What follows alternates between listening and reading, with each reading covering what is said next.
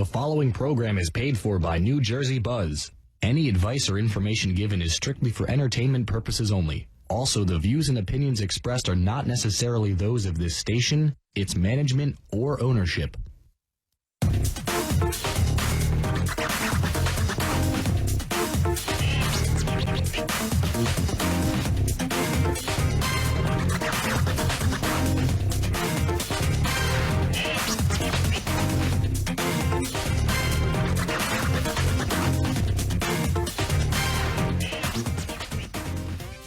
Welcome to NJBuzz. This is April Sette, your host on 920 AM The Voice.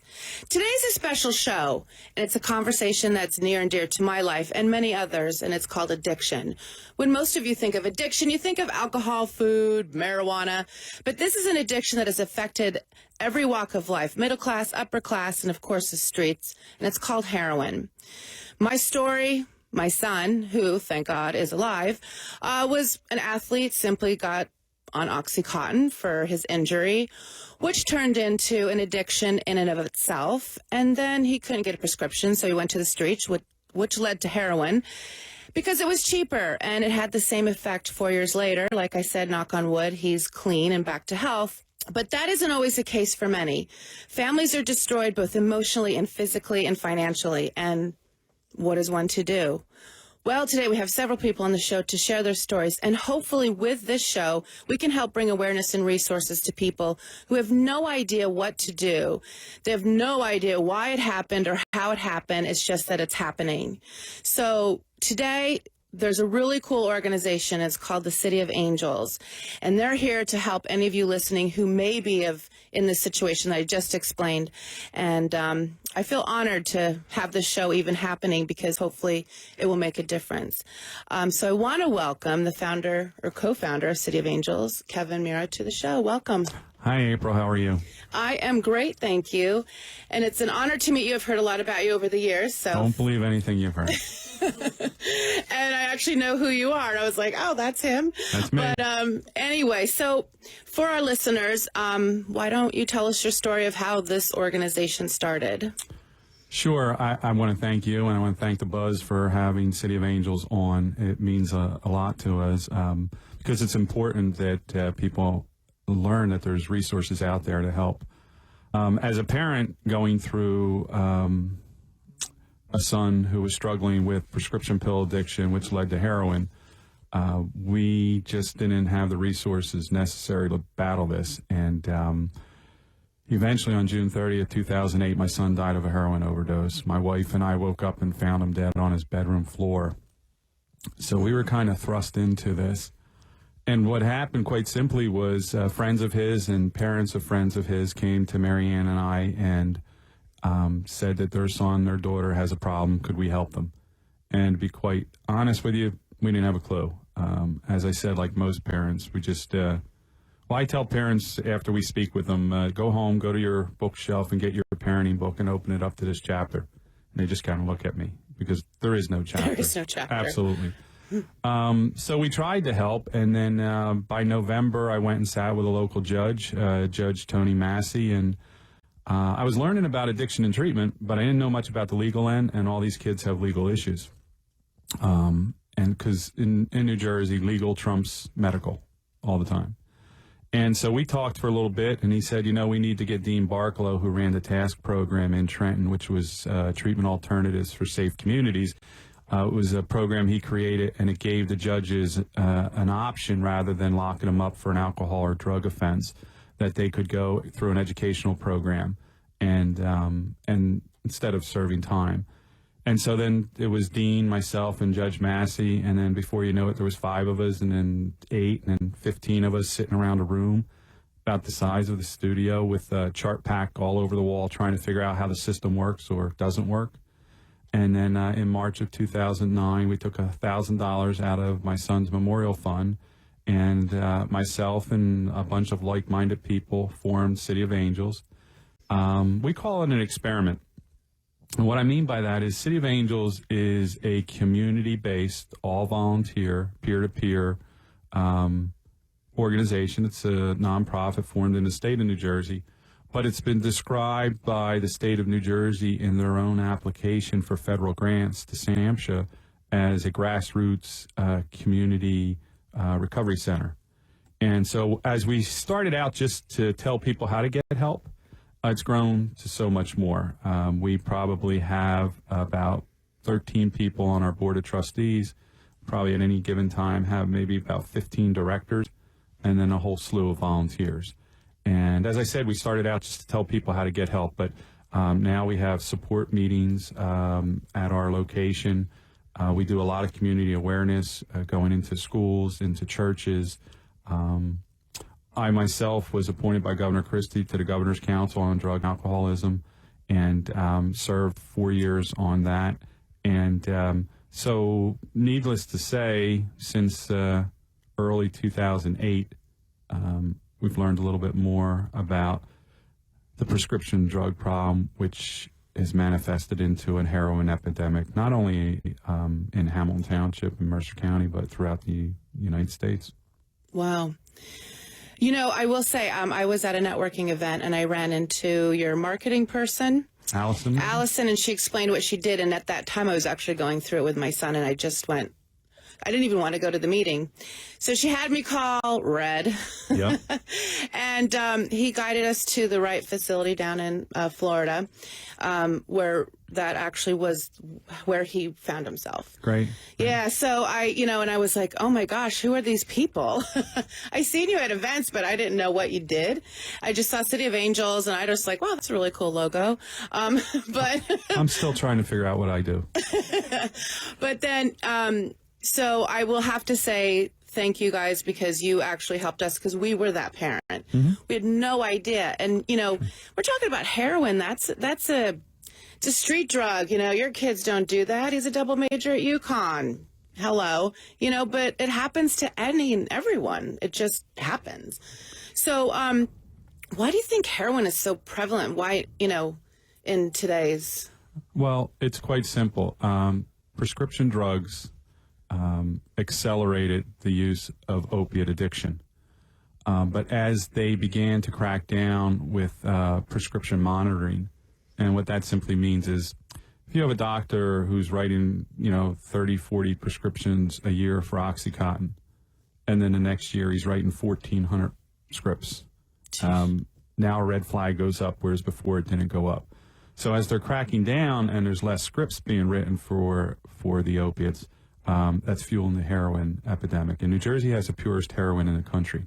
When we first started learning about heroin, it was when our older brothers were coming out of NOM, and that was 15 to 23% pure. Average purity of heroin in New Jersey is 58, but you can get as much as 90-some%. So it's really not the heroin with the fentanyl and rat poisoning laced with it that's killing our kids. It's the purity. They're getting out of treatment. Their tolerance is down. They go back to using the same thing because relapse is so prevalent, and that's what's killing them. Wow. That's crazy. Now, the pharmaceutical companies, so they are cracking down on... Not the pharmaceutical companies. They just produce Sohydro, which is 10 times more powerful than OxyContin. No, it's the government that started to crack down. There's been some big crackdowns out in New York, Staten Island area, down in Florida, the pain management pills, which are producing all this. And so there's a crackdown from that. They're still producing it. I mean, they're producing it, and I think they just came out something for kids now, too. So they're not stopping it. And, it's not your father's addiction anymore. And what I mean by that is, when we were growing up, we were taught that a heroin addict was a minority who lived under a bridge in Trenton or Patterson. We've got kids that are getting a prescription for 138 OxyContin when they blow out their ACL on a soccer field, 38 OxyContin or 38 Percocets for when they go get their wisdom teeth pulled. And as good parents, we make sure they take it all because that's what we're taught, right? The doctor says they got to take it 3 times a day. Thing is, they don't educate you on what's going to happen. And so when the healing has taken place and the prescriptions stop, these kids don't know what happened to them. They're addicted. And, at one time, an Oxy 40 milligram was selling for $40 a pill. An Oxy 60 was selling for $60 a pill. An Oxy 80 was selling for $80 a pill. And after they go through their piggy bank and stole everything from their parents and their friends, Someone's going to say, look, I'll sell you, 10 decks of heroin for $35, and then they're off to the races. Yeah.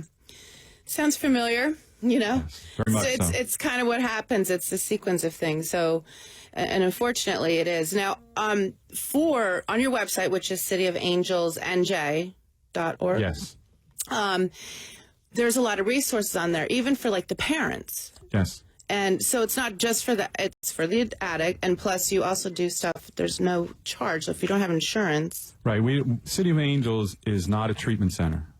City of Angels is, as I said, a community-based recovery center. So we help people get help. We're quick to tell people, I'm not a professional. I'm just a dad who lost a kid. But we know professionals. We have association with treatment centers, counselors, IOPs, you name it. And so we try to put those resources available for parents and family, because this disease is an equal opportunity offender. And what I mean by that is not only does it go after every race, every socioeconomic scale, but it affects the family just as much as it affects the person suffering from the substance use disorder. Addict is a term that's a little bit negative, when you think about it. We call our kids recoveries. They begin recovery. It's a recovery. And you're dealing with stigma with this disease. It's probably the only disease that people will, and it is a disease. SAMHSA in Washington, D.C. has said it's a chronic disease, but it's probably the only disease that people feel that you caused yourself.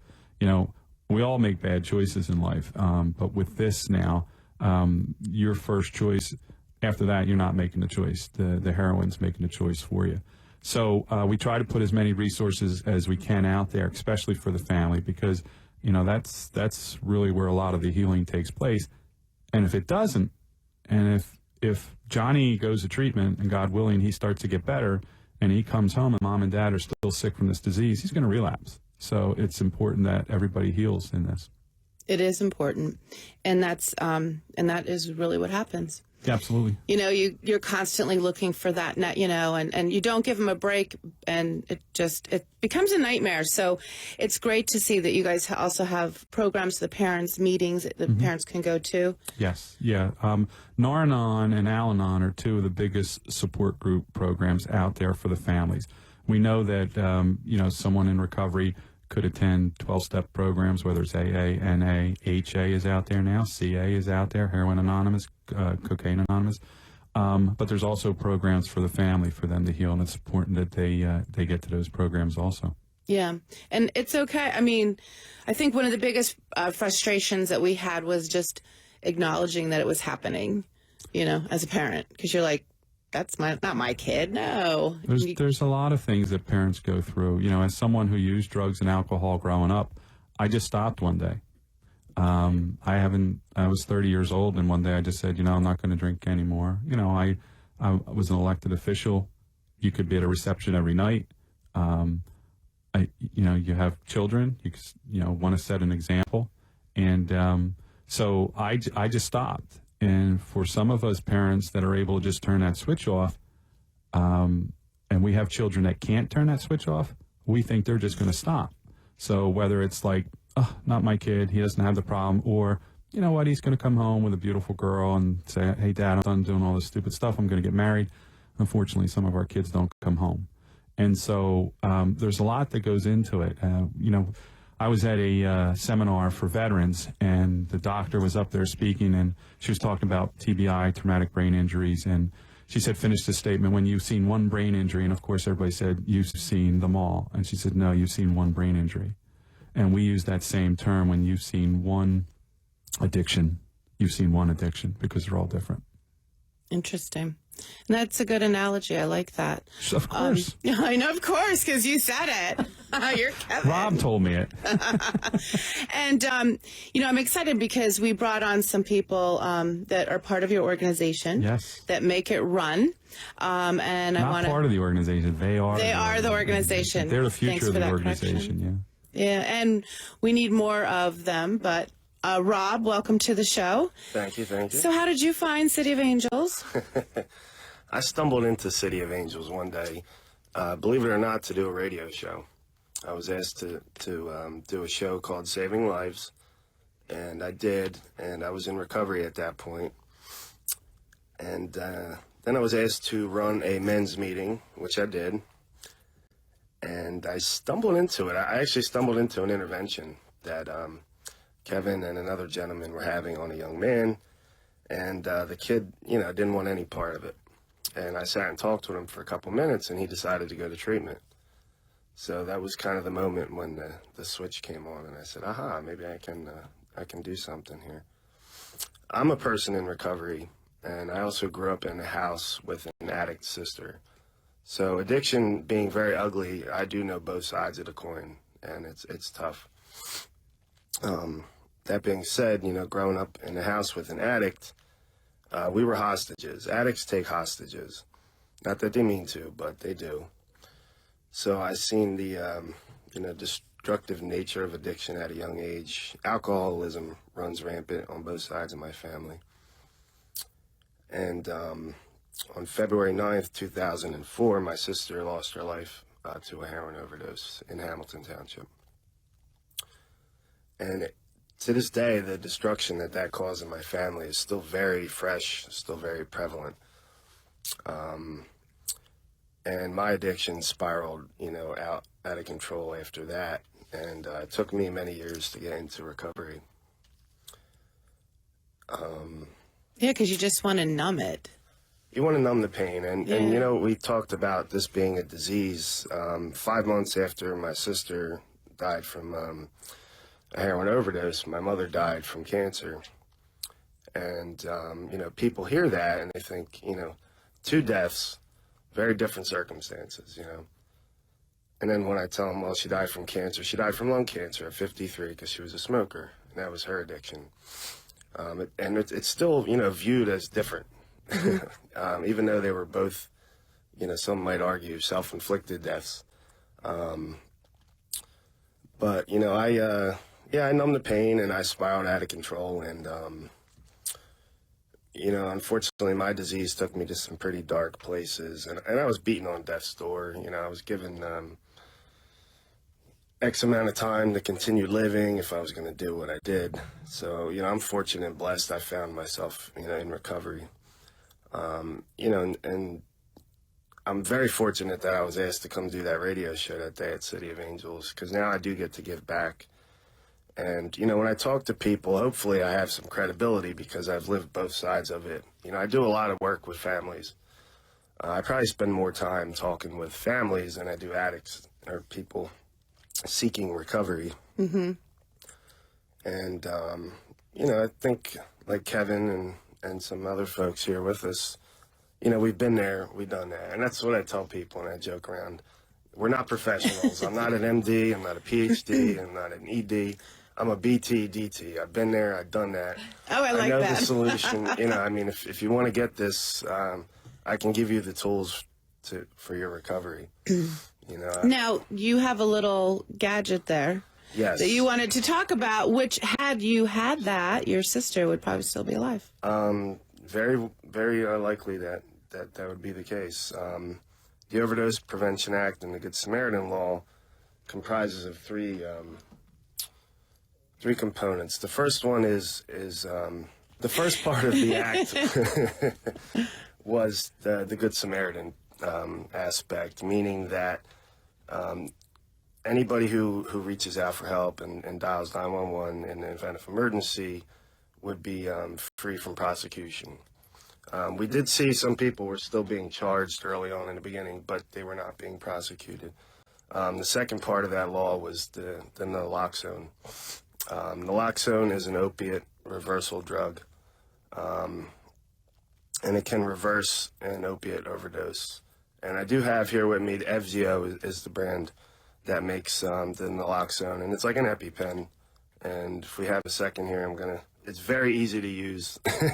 Anybody can use it. It walks you through. It walks you through and it talks, and I'm going to show you right now. So you pull the cap off here. This trainer contains no needle or drug. And there's a little red cap here. It says pull. It has an arrow with a pull. Ready to use. Pull off red safety guard. To inject, place black end against outer thigh. Then press firmly and hold. 5, 4, 3, 2, 1. Injection complete. And that's all she wrote. This trainer may be reused for training purposes. Replace the... And the third part of the Good Samaritan law was designed to get people into detox afterwards. And that's the part that's very much lacking. Access to detox and treatment in New Jersey. I could sit here and talk until 7 o'clock tonight about the way the system works and the way it doesn't work and what's flawed. But that was the third part of the law, and that's the part they're still trying to work the kinks out of. And with us today, we also have someone else from City of Angels, and her name is Laurie. And I want her to tell her story, and she also does a really cool thing for the organization that's really important. Hello, Laurie. Welcome. Hello. Thank you for having us. I was introduced to City of Angels because my son had an addiction problem. He started with marijuana and progressed over the years to heroin. At first, my husband and I tried to help him ourselves and got him into rehabs. He would do fine, but come back home, and it just wasn't working. So we ended up like beside ourselves, chaos. And I went to City of Angels, and they actually did like 2 interventions for my son. He would do fine in rehab, come back. So City of Angels also introduced me to Naranon. They have also City of Angels has the family program, which we did, and the Breakfast Club, and they all helped me. They're the reason I'm here today. I'm convinced. My son did die of a heroin overdose November 28th, 2012, so it's almost 3 years. After he died, I got more involved with City of Angels, and I can't explain why. It's helped so much with my healing. Naranon kind of helped me get on the same page with my son, where we didn't argue, so it was great because he knew we were fighting the fight together. Yeah. And he didn't want to do drugs anymore. He wanted to go back to school. He wanted to become a counselor. Unfortunately, he was on probation. So he finally was taking responsibility for himself. He left the state to go to Florida to get help. They made him come back. And within like 3 weeks, he was found in Trenton in a park. He had overdosed. And so I believe he's doing his part where he is now, helping me, guide me. I truly do believe that. Yeah. So now I've done different things for City of Angels. It's like it's a family. That's how I describe it. I love to see them in recovery, like Rob. They're great people that have a horrible, horrible disease. Just like my son, he was a kind-hearted person. He, smart, funny, a great guy, but it's like they're possessed, and it's just what it is. And as a parent, it's hard to say, why is this happening? And there's no explanation. It just is. And how do you deal with it? So at City of Angels, tell us what you do for the parents. Well, now I'm the director of grief management. So I've brought the program GRASP. It's grief recovery after a substance passing. So it's for anyone who has lost someone to substance, to a drug or alcohol-related death. They can come. We're not therapists. We're just people who have been there. So I think like part of the whole thing is when we all meet together, just knowing like you're not alone. We're here too. It makes such a difference. And we just talk and share. We tell our stories. And you can tell what you're feeling, anger, if you're, whoever you're mad at, anything, because you have all kinds of emotions that come up. So, and to be really quite honest, when you lose a child over an addiction, or lose a child over, it's different emotions. Mm-hmm. I mean, because first of all, it's horrible in the first place, or even a loved one, and your friends don't understand, or people who don't go through it, they just have no idea. I mean, they feel bad for you, and, you know, you should kick them out, you should do this, but they just don't understand what's going on. No. But you guys at City of Angels, all of you collectively are like, hey, we've been there, and that is normal. Right. Yeah. Now, it's with City of Angels, I know I could go to anyone if I'm feeling whatever, and I've talked to Kevin zillions of times. You know, it's just because I can tell them anything. Like, right. We've heard it all, you know, where other people might be, you know. Yeah. It's, I don't know, everybody's so bonded. You know, and it's great. And it's a warm and welcoming environment.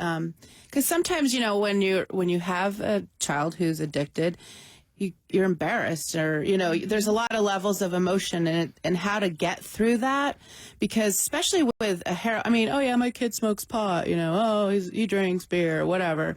But to say your child has a heroin addiction, that doesn't flow off the tongue so easily. And, you know, especially when he was an athlete and double major in UConn and et cetera. And, you know, to say that, and plus he's 26, you know, how do you say that? Right. You know, you don't. And it's like, who do you talk to? And here's a resource, City of Angels, cityofangelsnj.org, right, for information to find out what your resources are. And there's a calendar on there with all your schedules of where meetings and stuff are. And I would encourage anyone out there, you know, if you're going through something or you even have suspicions, because, you know, it's not always in your face. If you've never done drugs, or, you know, you're not a heroin addict, you don't know what to look for. So I think the programs that you guys are starting to incorporate are really valuable. So I want to thank you so much for, you know, sharing your story, because, you know, and sorry for your loss again, but this can be prevented with support and knowledge from the community and your police and the township. And I know, you know, later on we'll be talking to Amy Inman from Hamilton Township efforts that she's been working on. But anyway, I wanted to thank you guys for coming on from City of Angels to kind of share your story. And then, of course, with every organization, they always have to have a webmaster. Somebody's got to take care of that website for knowledge. And we were just talking about to Laurie about the website. And Art, welcome to the show. Thank you. So, of course, we have to hear your story as well. My story was January of this year. I got a call about 6 o'clock in the morning from my oldest daughter, who was arrested in Bordentown. Her boyfriend was charged with running a meth lab, and she was charged with possession of heroin. I picked her up at the police station at 6 o'clock in the morning. My nephew had overdosed about a year prior, so we knew about the City of Angels. So within an hour of picking her up, you know, we had called, spoke to them. They met with us immediately, you know, and helped guide us. I mean, where do you go when, you know, heroin walks into your house? I had no idea where to go. So they were a very huge resource in, you know, guiding us through the system and getting her into treatment. Nice. So you picked her up at what time in the morning? 6 o'clock. And you called them at 6 o'clock in the morning? It was like 7. And they came right away? Actually, or someone, there was a resource. Made That's arrangements awesome. to meet with me by 8. But that's incredible. That is I mean, incredible. This is like a volunteer group. This isn't, they're not like an EMT, you know, waiting for someone to call. This is volunteer. That's very impressive and really good to know, because, you know, you're sitting there with your daughter who's just got out of jail for heroin, and you know, so in burning my nervous energy, the first place I went to was to their website. I owned my own web design company in the past, so I mean, the first thing I thought was they had a lot of great information there, but it really needed to be presented in a much better way. Yeah. To burn my nervous energy getting through this whole ordeal with my daughter, I redesigned their website without their permission and presented it to them. And we actually ended up really going back, and that started the whole process, and we reevaluated all the information on the website and really redesigned it. So it's really a wealth of information now for parents, people in recovery, educators, everyone. It's a great resource. Yeah, it is a great resource. And like I said, if you go on to the website, obviously, I did notice a difference. I was on it a year ago. And but it is a good resource, and it does have, like I said, all the classes, what to do, upcoming events that you guys have. Resources that are there. We just redesigned our resource page to make it more easily. So if you're in Pennsylvania, you can find Pennsylvania resources. If you're looking for faith-based, there's faith-based resources that really breaks things down and makes it much easier for you to find those resources on our website now. Yeah, and it's City of Angels, NJ.org. Correct.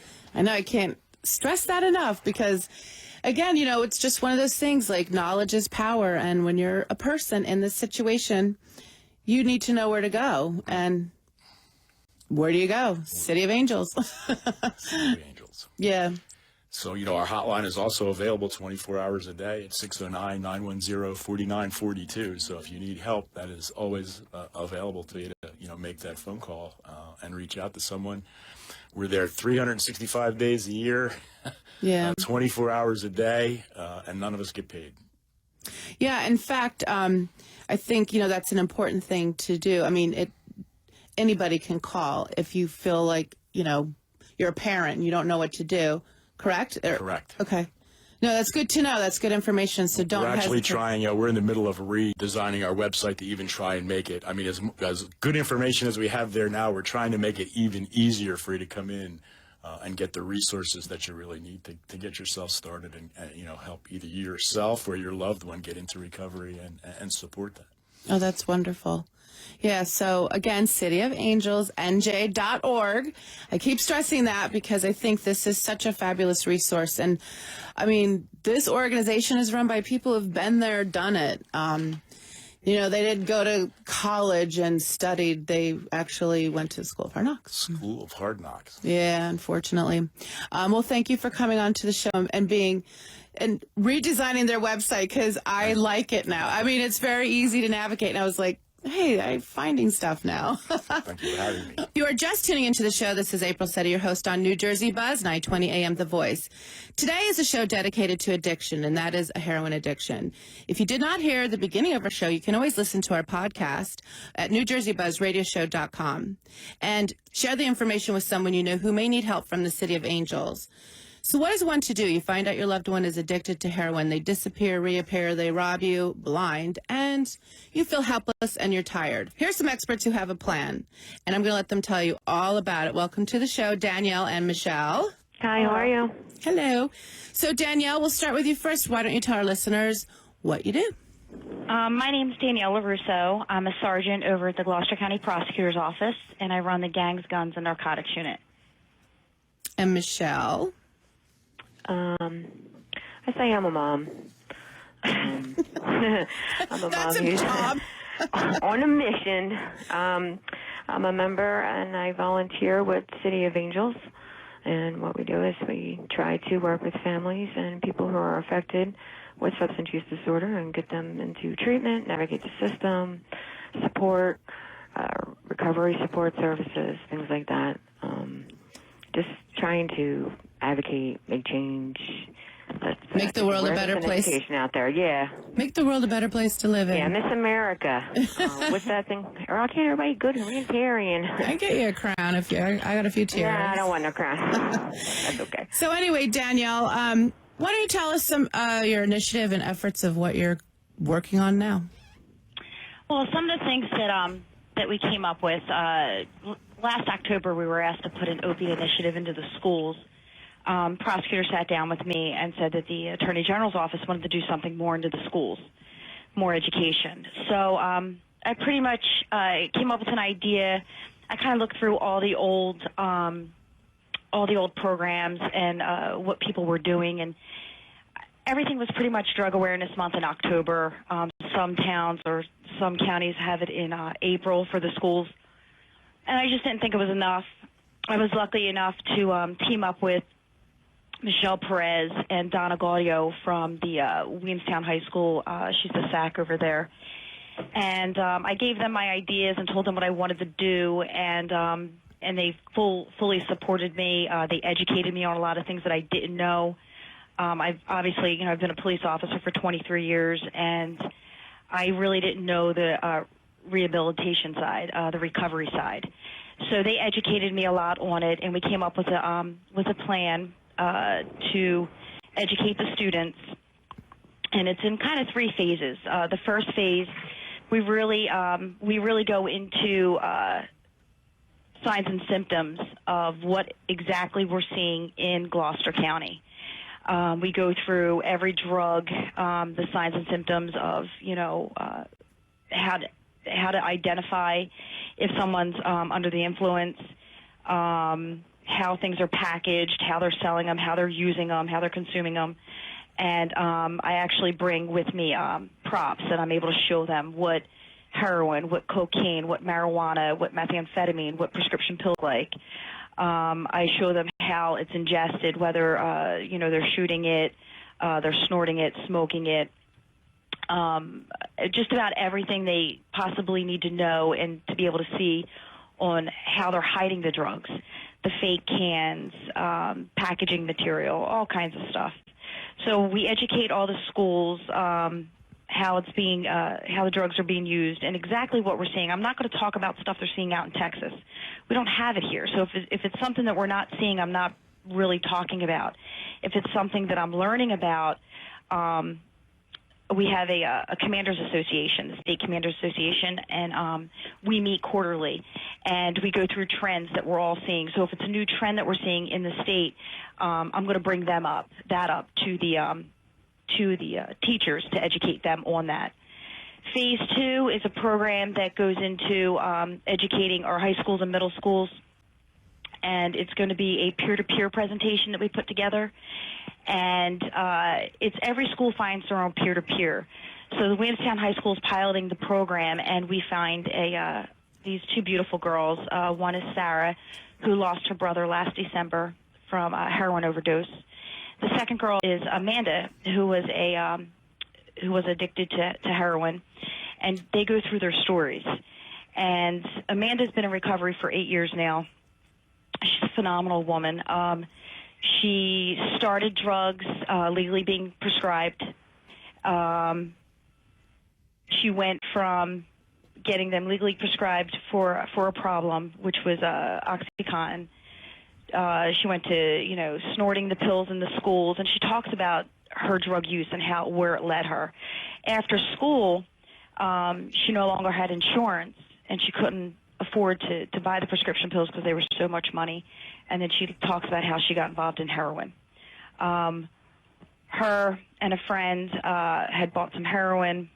They used. He passed away. They both OD'd. He passed away. She survived. It took her a couple weeks from that point before she actually started her recovery. And she just tells the story of her life. She talks about recovery and how she was able to make a difference. And from her experiences, she talks about how she got involved with the Municipal Alliance in Monroe Township and the changes that she's been able to make. And she's really helped us out a lot with the Opiate Initiative. From that peer-to-peer assembly, the next assembly, and that's usually in October, in November we do another assembly. And all these things are optional for the schools on who they want to use. We've actually been using Steered Straight with Mike DeLeon. Not every school's using him, but most of the schools are. And he does his assembly in the schools. And I met with Mike DeLeon through Michele Perez, and we sat down. We talked about the program, and he said he'd be willing to be able to put him into the schools. The one thing about this initiative is initiative is zero cost. So there's no cost associated with this entire program and the initiative that we're putting into the schools. So when we met with Mike DeLeon, there was a cost, but he had said that he wasn't worried about getting paid. He just wanted to be able to help out with the initiative, which I thought was really incredible that he wanted to do that. As we were talking through the Municipal Alliance, I was dealing with Mary Beth Monroe also. And Michele and I had explained to her what we were trying to do, and she had offered to pay for the Steered Straight program in the schools. So the first 2 months, which is October and November, you have the peer-to-peer, and then you have another assembly. We've been using Steered Straight, but the schools can use whatever they want. That would be funded by the Municipal Alliance. The other months, schools are going to be modifying this program, however it's going to work for them. For Monroe Township, in December, they're going to do What is Addiction? In January, they're going to do Debunking the Myths about Marijuana. In February, they're going to do What Do Other Drugs Do to Me? In March, they're going to be doing What If Someone I Care About Is Using Drugs and the Good Samaritan Law. In April, they're going to be doing Confidentiality and Talking to Someone. In May, it's going to be going over Getting Help. In June, we're going to be doing the Game of Life, which all the kids are going to be giving. They're going to be giving like flashcards, and they're going to have a situation on it, and they have to solve it and go to each station. We're going to make it kind of fun. We're all going to come together, and we're going to just talk about the year and what they've learned about recovery. What? Something else that Monroe Township is going to be doing with this, and Donna Gaudio is going to be doing it, is each assembly and then each classroom workshop, they're going to be doing a pre-test and a post-test. And basically it's going to say, what do you know about addiction, or whatever the topic is, what do you know about it, what do you expect to learn? Okay, they're going to be doing the post-test, which is basically going to just ask them what they learned, what had changed their minds about what they thought they knew. And we're going to take all of that at the end of the year, and we're going to look at, we know this is the first time we're running this program, so we do know that there's going to be some bumps in the roads and some things we're going to have to change. But the one thing about the program is each school can modify it to make it work for them. And the biggest thing with this program is it's going to be something every single month. So Drug Awareness Month, or Drug Awareness isn't just going to be a month. It's going to be every single month, so the kids are always going to be educated on it. They're going to know in every single workshop, they're going to know how to get help and what resources are out there, and what to do if somebody else needs assistance. And then we're really going to touch on what a SAC's responsibility is within the schools. Wow, that's intense. That's a lot of work. And the awesome thing about this is that the workshops are not going to be, you know, Danielle the cop coming in and talking. It's not going to be Donna the SAC from the school coming in and talking. It's going to be people like Michele. We're going to have, and Michele could talk a little bit about the speakers, but it's basically going to be people coming in, experts. It's going to be people that are in recovery programs. It's going to be people that run like Parent to Parent, all these organizations that are going to be coming together and be doing these talks for us. That's great. So the kids are going to be learning from people, the experts who can explain it the best. Right. Now, Michele, you're obviously working on this program. Tell us your story a little bit, because I know you work with City of Angels and you're very obviously invested into this program that sounds incredibly amazing. Tell us your story. Well, I was introduced to City of Angels through the phone book, actually. It affected our family personally with my son, and, you know, it's the same old adage that you hear all the time. You don't know what to do, you don't know where to go, you don't know who to call, you know, that whole issue there. So my husband actually had gotten the phone book out and looked up and spoke to Bill G. He runs it for the state, and he said, look, I'm going to give you this phone number. I want you to call up the City of Angels. They'll be able to help you. And that's where my relationship started off with City of Angels. And, you know, it was kind of in the beginning, like the very first time that I had met Kevin, I says, oh, we need one of these things down here. And, you know, we don't have anything down there. And he had that look in his face, and he said, I want you to read this book, Codependent No More. So, you know, I mean, it took time. I read, I learned, educated. Any workshop, seminar, any place that I could go, anything that I could do, any class that I could take, I would take it. And all I did was educate, educate, educate. Once I realized that it was something that I could not fix, you know, because as a mom, you're going to fix it, you're going to make it all better. Right. I wasn't fixing nothing. I just had to fix myself. But through all this time period here where I'm learning so much, I've learned that so many different barriers and silos and how the system is just so broken. And just everything that is wrong with the world of, addiction and trying to get help. Yeah. And that's when I reached out more and more to try to get involved, with City of Angels. And, I'm down here and they're up there. And it was, I love going out there. It's like my second family. You want to talk about the most humblest people. It's humbleness. And that is what, with a lot of people, being a quote-unquote expert, it's not about the credentials that you have after your name. Because when you live through something and you're experiencing it yourself, that is the best kind of education, quote-unquote. Yeah, I mean, it's nice to know that you're not the only person going through this, that there's other people you can talk to, and it makes you feel kind of like, okay, I'm not a bad parent. I didn't do this. This just happened because it happened.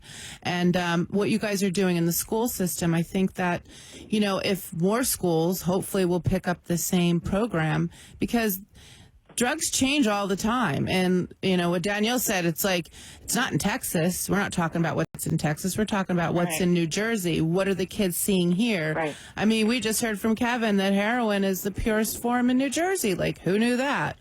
And that's the highest. Yeah, we have the purest form in the state of New Jersey, 70% purity. Yeah. Crazy. Who knew? I mean, and that's something that, had maybe our children known, hey, this is what this is and this is what it does, maybe it wouldn't have gotten to the point of what we all went through. So I just want to thank you guys for coming on to the show and explaining what you're doing. In fact, definitely going to do a follow-up on, your programming, and I'd like to hear what the results were. That would be awesome. Yeah. The other thing, I apologize, but That's okay. I didn't mention phase 3, and I also didn't mention about getting the parents more involved. Okay. So that's one of the biggest things with this whole initiative. Yeah, it's the collaboration, because we're working with everybody. I mean, you have a mom, you have a sergeant, you have a side counselor in the school who really put their brains together in collaboration, and it's not us in no way, shape, or form. It's the township. It's our police department. It's our It's the council. It's the prosecutor. Everybody is working together. It's like, it just sounds too good to be true. Knock on wood. I don't want to go. You know what I mean? But I mean, there's the collaboration, talking, meetings. We've met doing this initiative in Monroe Township as a pilot program. We've met with everybody. We meet with the bus drivers next week. So we're trying to get the education. It's not just to the kids, because you have to change the norm. We got to make the norm different. It's going to be normal to be okay to ask for help. Right. And I got this in my head, and that's where we're going to go with this. The parents being educated, the teachers were educated. They had a 2-hour workshop. Danielle went to the mandatory back-to-school in-service for the entire district. She had 2 hours of education to give to the teachers. We met with the school boards themselves. We've had so many different solid one-on-one the bus meetings drivers with different individuals, yes. So, it's every single aspect. Tuesday night we did a forum, another drug reality forum, and then on that's to touch the parents. And then we touch the students throughout the year with continuous communication. That's great. And again, I love the effort, and I want to definitely circle back, with you guys on how it's kind of panning out, because it's in its beginning phases, and it's awesome that you're bringing because if everyone's on the same page, everyone knows what to look for, and that's knowledge is power. So thank you guys so much for taking the time. This is great information, and good luck. I really wish you the best of luck with the programming, and we'll definitely be circling back with you on it. Thank you very much for having us. You're welcome. So in our own backyard of Hamilton Township, I have with me Amy Inman, who's very instrumental in trying to implement programs into our community for, heroin addiction and et cetera. So Amy, tell us a little bit about yourself, what you Hi, do. April. Thank you for having me on the show. And I just want to say I'm really glad it's radio because I've been crying all morning and I have eyeliner running down my face. But I am, if Rob is the BTDT, been there, done that, then I am the PAP, the proactive parent. I am really concerned about drug and heroin use in Hamilton, and I wanted to know what we could do as a community on a municipal level to help addicts, to help parents and families. And one of the programs that I came across when I met City of Angels and another recovery group was something called Project Save. This is a program that they're implementing in Gloucester Township, New Jersey, not to be confused with Gloucester County. It's Gloucester Township, New Jersey, and it's called Project Save.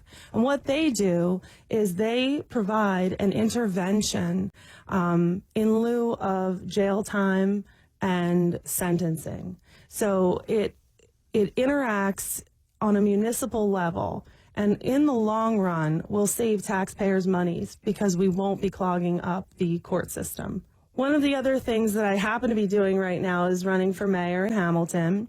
And my running mates, Don Ryland and Joanne Bruno, are also on board with efforts to bring activism and help to our community. Hamilton had more Narcan deployments than any other community in Mercer County. And that just calculates what the police deployed. It doesn't calculate what the EMT deployed, doesn't calculate what they saw in ERs. It's only what the police deployed because that's all that we track. Wow. So in speaking with, running for mayor, I've been hosting open public forums, and we've had the opportunity to speak with young people, and we've had the opportunity to speak with senior citizens. And one of the amazing things that happened in one of the forums is that half of the room were teenagers in the gallery class at Nottingham High School, and the other half were senior citizens. And part of the prevention method that was discussed was having a youth center, because as large as Hamilton is, we have 90,000 residents in Hamilton. We do not have a youth center. We have a senior center facility, which is one of the best in New Jersey. It's actually ranked. And the kids were expressing how much they wanted a youth center so that they could stay out of trouble. It's a very simple, proactive way that we can keep kids off the streets, and we're not offering it right now. So one of the things we would like to do is have a youth center, and one of the senior citizens there said, the senior center closes at 5 p.m. And wouldn't it be a wonderful thing if we could open it up to the youth to be able to use that facility after that point? That's a good idea. It's a really cool idea. I don't know if it could happen. We would obviously have to research that. You have Lawrence Welk earlier, and then you have a DJ at night spinning records. It's win-win. And actually, it's a win-win for taxpayer dollars. It is a total win-win for taxpayer dollars. It's a win-win for everyone. Families, it's a community center. We can provide entertainment for kids. We can keep them off the streets. It's preventative medicine. Right. The other problem that we have in Hamilton Township is that we have adopted the not in my backyard philosophy. And the first step to recovery is admitting that you have a problem. Unfortunately, the current administration does not admit that we have a problem in Hamilton, in spite of the statistics of having more Narcan deployments than anywhere else in Mercer County. And it's verifiable in the fact that they only dedicate $27,000 to drug education in Hamilton, whereas the Hamilton Township administration built a new animal shelter for $1.1 million. We only dedicate $27,000 to drug education. Michael DeLeon, who runs the Steered Straight program, called vigorously all 3 of our middle schools and all 3 of our high schools, and including the Board of Education in Hamilton. And he was only called back by one person, and that was the principal at Hamilton High School West, who welcomed him with open arms. He offered to do his Steered Straight program for free in Hamilton, and he was never even given a call back from any of the administration or any of the schools except for Hamilton High School West. So we need to be more proactive in Hamilton with youth education, keeping our children off the streets, having other things for them to do. and also by implementing Project SAVE, because of the 25 deployments that our police officers did this year alone, what happens after that? There's nothing that happens after that. They're released, they're put in jail, or they just go back on the street and they keep using again. This is an opportunity to have an intervention in lieu of an arrest. And I really think we should look at how we can implement that in Hamilton Township. Yeah, I mean, listening to Danielle and Michele earlier, I mean, they're in South Jersey clearly, but the program is knowledge. I mean, my kid knows, danger, danger. We were at a concert and he's, smelled marijuana. He's like, don't smell that. It's bad. And I'm like, you know what that is? When we were growing up, we didn't know.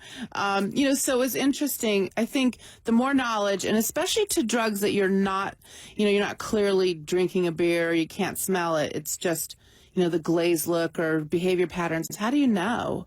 I mean, we didn't know. We just started, things disappeared, and next thing you know, checks are being written and the list goes on. Mm-hmm. But I think, efforts to our kids need a place to go.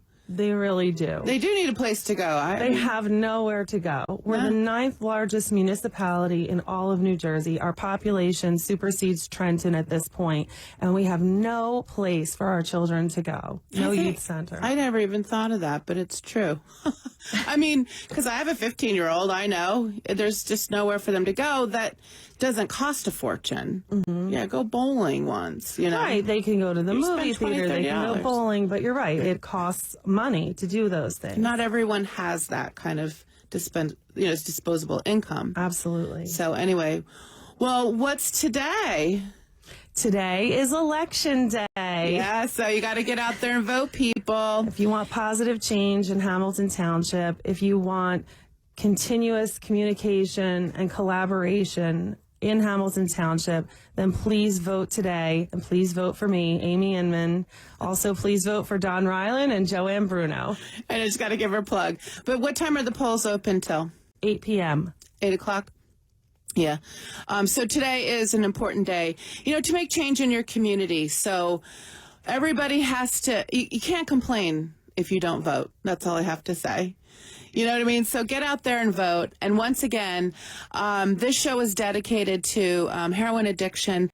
And if anyone, again, City of Angels is an awesome organization run by volunteers. If you want to help, or you have a situation, go to cityofangelsnj.org. This show, if you're just tuning in, has been recorded, and you can find it on NJBuzzRadioshow.com, and you can listen to the podcast. And hopefully you'll educate yourself and learn something that you didn't know.